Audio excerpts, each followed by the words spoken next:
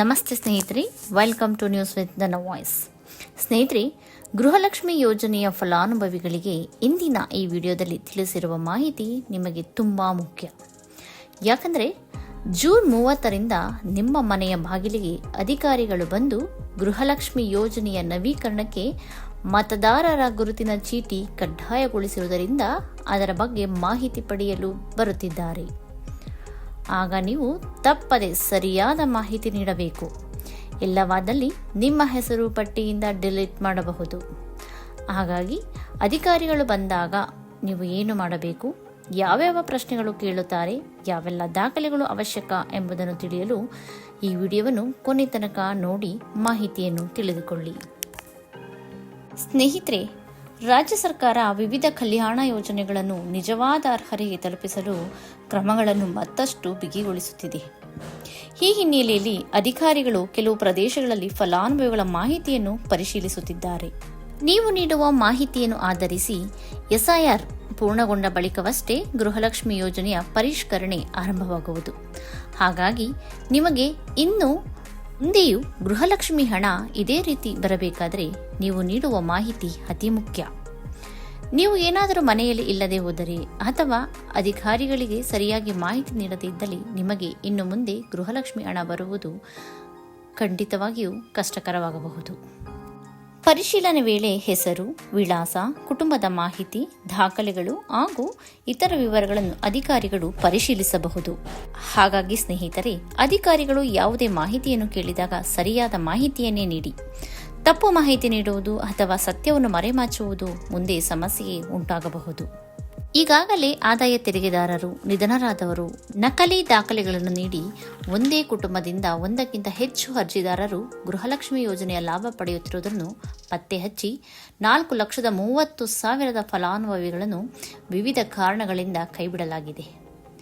ಈಗ ಮತದಾರರ ಗುರುತಿನ ಚೀಟಿ ಕಡ್ಡಾಯವಾಗಿರುವುದರಿಂದ ಮತ್ತಷ್ಟು ಹೆಸರುಗಳು ಸಹ ಕೈಬಿಡಬಹುದು. ಹೀಗಾಗಿ ಮತದಾರರ ಪಟ್ಟಿಯಲ್ಲಿ ಯಾರ ಹೆಸರು ರದ್ದಾಗಬಹುದು ಅಂತವರಿಗೆ ಸಹಜವಾಗಿಯೇ ಇನ್ನು ಮುಂದೆ ಗೃಹಲಕ್ಷ್ಮಿ ಯೋಜನೆಯ ಹಣ ಸಿಗುವುದಿಲ್ಲ. ಗೃಹಲಕ್ಷ್ಮಿ ಯೋಜನೆಯಡಿ ಅರ್ಹರಲ್ಲದವರು ಹಣ ಪಡೆಯುತ್ತಿದ್ದಾರೆ ಎಂಬ ಕಾರಣದಿಂದ ಫಲಾನುಭವಿಗಳಿಂದ ಮರು ಅರ್ಜಿ ಆಹ್ವಾನಿಸಿ ಯೋಜನೆ ನವೀಕರಣಗೊಳಿಸಲು ಸರ್ಕಾರ ತೀರ್ಮಾನಿಸಿದೆ. ಅದರಂತೆ ಎಪಿಎಲ್, ಬಿಪಿಎಲ್ ಕಾರ್ಡ್ ಜೊತೆಗೆ ಮತದಾರರ ಗುರುತಿನ ಚೀಟಿಯನ್ನೂ ಹೊಂದಿರಬೇಕು. ಅಂತಹವರು ಮಾತ್ರವೇ ಗೃಹಲಕ್ಷ್ಮಿ ಯೋಜನೆಯ ಫಲಾನುಭವಿಗಳಾಗಿರುತ್ತಾರೆ. ರಾಜ್ಯದಲ್ಲಿ ಸದ್ಯ 1.24 ಕೋಟಿ ಗೃಹಲಕ್ಷ್ಮಿ ಯೋಜನೆಯ ಫಲಾನುಭವಿಗಳಿದ್ದು, ಯೋಜನೆಯ ಆರಂಭದಿಂದ ಈವರೆಗೆ 71,000 ಕೋಟಿ ರೂ ಅಧಿಕ ಹಣ ನೀಡಲಾಗಿದೆ. ಈಗಾಗಲೇ ತೆರಿಗೆ ಪಾವತಿದಾರರು, ನಿಧನ ಹೊಂದಿದವರು, ಸರ್ಕಾರಿ ಉದ್ಯೋಗಿಗಳು ಸೇರಿದಂತೆ ಸುಮಾರು 4 ಲಕ್ಷಕ್ಕೂ ಅಧಿಕ ಮಂದಿಯನ್ನು ಯೋಜನೆಯಿಂದ ಕೈಬಿಡಲಾಗಿದೆ. ಜೊತೆಗೆ ನೆರೆ ರಾಜ್ಯಗಳಿಂದ ಬಂದು ಕರ್ನಾಟಕದಲ್ಲಿ, ಅದರಲ್ಲೂ ಬೆಂಗಳೂರಿನಂತಹ ಬೃಹತ್ ನಗರದಲ್ಲಿ ನೆಲೆಸಿರುವವರು ಗೃಹಲಕ್ಷ್ಮಿ ಯೋಜನೆಯ ಲಾಭ ಪಡೆಯುತ್ತಿದ್ದಾರೆ. ಮತ ಚಲಾಯಿಸುವುದು ಬೇರೆ ರಾಜ್ಯದಲ್ಲಿ, ಸೌಲಭ್ಯ ಪಡುವುದು ಈ ನಾಡಿನಲ್ಲಿ. ಹೀಗಾಗಿ ರಾಜ್ಯದ ಮತದಾರರಿಗೆ ಮಾತ್ರ ಗ್ಯಾರಂಟಿ ಯೋಜನೆಯನ್ನು ತಲುಪಿಸಬೇಕು ಎನ್ನುವುದು ಮುಖ್ಯಮಂತ್ರಿ ಡಿ.ಕೆ. ಶಿವಕುಮಾರ್ ಅವರ ಖಚಿತ ನಿಲುವಾಗಿದೆ. ಆದ್ದರಿಂದ ಸ್ನೇಹಿತರೆ, ಪರಿಶೀಲನೆ ನಡೆಯುವುದು ಸಾಮಾನ್ಯ ಪ್ರಕ್ರಿಯೆಯಾಗಿದೆ. ಯಾರು ಭಯಪಡಬೇಕಾಗಿಲ್ಲ. ನೀವು ನಿಜವಾದ ಫಲಾನುಭವಿಯಾಗಿದ್ದರೆ, ಸರಿಯಾದ ದಾಖಲೆಗಳಿದ್ದರೆ, ಅಧಿಕಾರಿಗಳಿಗೆ ಸರಿಯಾದ ಮಾಹಿತಿ ನೀಡಿದರೆ ಚಿಂತಿಸುವ ಅಗತ್ಯವಿಲ್ಲ. ಯಾರಾದರೂ ಸುಳ್ಳು ಮಾಹಿತಿ ನೀಡಿ ಯೋಜನೆಯ ಲಾಭ ಪಡೆಯುತ್ತಿದ್ದರೆ ಅಥವಾ ದಾಖಲೆಗಳಲ್ಲಿ ದೊಡ್ಡ ವ್ಯತ್ಯಾಸಗಳೇನಾದರೂ ಇದ್ದರೆ ಅಂತಹ ಪ್ರಕರಣಗಳಲ್ಲಿ ಸರ್ಕಾರ ಕ್ರಮ ಕೈಗೊಳ್ಳಬಹುದು. ಹಾಗಾಗಿ ಸ್ನೇಹಿತರೆ, ನೀವು ನಿಮ್ಮ Aadhaar card, bank account, ration card ಈ ರೀತಿಯಾದ ಹಲವು ದಾಖಲೆಗಳನ್ನು ಸರಿಯಾಗಿ ಇಟ್ಟುಕೊಳ್ಳಿ.